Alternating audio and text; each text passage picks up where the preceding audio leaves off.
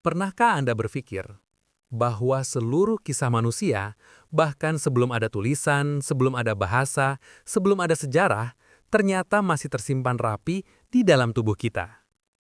Bahwa tulang bisa hancur, artefak bisa hilang, dan peradaban bisa tenggelam. Tetapi DNA tidak pernah lupa. Ia adalah buku harian paling tua yang pernah ada. Dan hari ini, kita akan membuka halamannya satu persatu. Mari kita mulai perjalanan panjang evolusi manusia melalui bukti paling kuat yang dimiliki sains, genetika. Bagian 1. Ketika manusia belum ada, awal mula DNA keluarga kita. Sebelum manusia modern muncul, bumi dihuni oleh berbagai spesies hominin, kerabat jauh kita. Dan yang menarik adalah, DNA menunjukkan bahwa jutaan tahun lalu, garis keturunan kita berpisah dari garis kera besar. Sekitar 6-7 juta tahun yang lalu, nenek moyang terakhir yang kita bagi dengan simpanse hidup di Afrika. Dari situlah segala cerita dimulai.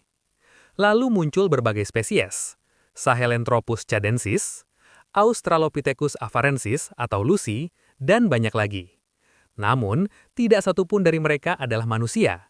Mereka hanyalah cabang-cabang awal yang pada akhirnya punah.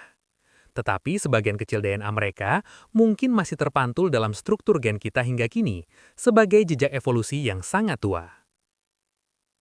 Bagian 2. Homo erectus, pelopor perjalanan besar manusia. Sekitar 2 juta tahun lalu, muncul sebuah spesies yang sangat penting, Homo erectus.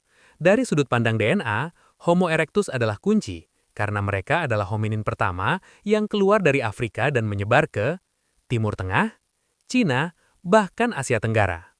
Mereka hidup luar biasa lama, hampir 2 juta tahun. Itu berarti mereka menyaksikan lebih banyak masa sejarah bumi dibanding manusia modern.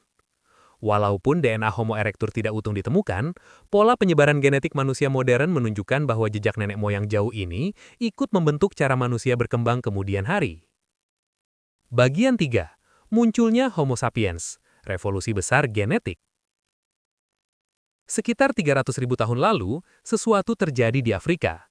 Dari berbagai cabang hominin yang tersebar, lahirlah satu spesies baru, Homo sapiens.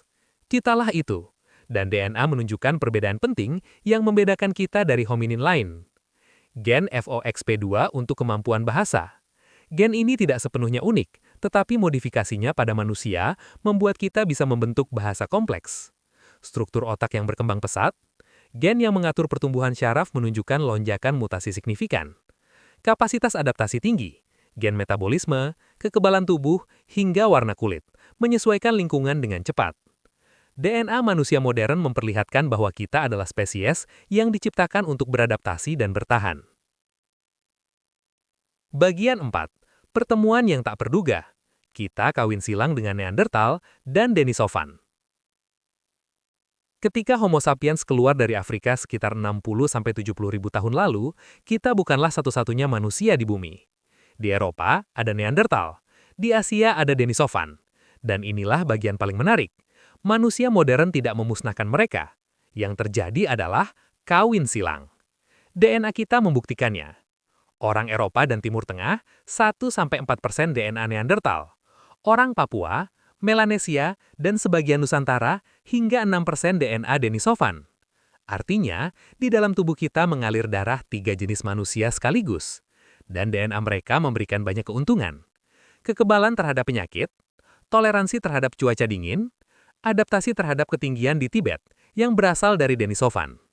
Tanpa kawin silang ini, manusia modern mungkin tidak akan bertahan. Bagian 6. Migrasi besar-besaran. DNA menyusun peta asal-usul kita. Dari Afrika, manusia bergerak ke seluruh dunia, dan DNA membuat kita mampu mengikuti jejak itu dengan sangat detail.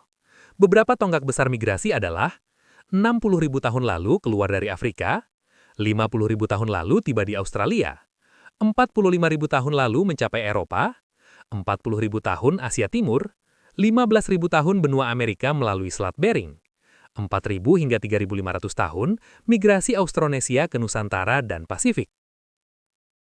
DNA adalah GPS waktu yang sangat presisi. Ia masih menyimpan rute kuno perjalanan nenek moyang kita. Bagian 6. Manusia modern, hasil dari ribuan mutasi yang saling menyempurnakan.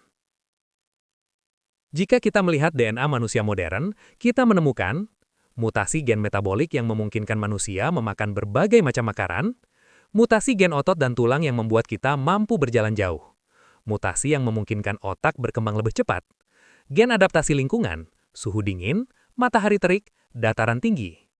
Tidak ada spesies lain yang punya variasi genetis sebesar kita. Inilah yang menjadikan manusia satu-satunya makhluk yang dapat hidup di padang pasir, tundra, pegunungan, hutan hujan, hingga pulau-pulau kecil di tengah Samudra Pasifik. Bagian 7. Penutup. DNA menulis ulang sejarah manusia. Ketika kita mempelajari DNA, kita menyadari satu hal. Kita bukan hasil dari satu jalur evolusi tunggal. Kita adalah hasil persilangan, migrasi, adaptasi, dan jutaan mutasi kecil yang membentuk siapa kita hari ini. DNA menunjukkan bahwa kita bukan keturunan murni, tetapi makhluk yang menyerap kelebihan dari berbagai nenek moyang. Evolusi manusia bukan garis lurus, tetapi jaringan bercabang. Kisah manusia jauh lebih kompleks daripada yang diajarkan buku sejarah. Dan mungkin yang paling penting, dalam tubuh setiap manusia ada jejak perjalanan panjang umat manusia selama jutaan tahun. Sebuah perjalanan yang membuktikan bahwa kita adalah makhluk yang selalu belajar, berubah, dan berkembang. Itulah sejatinya manusia.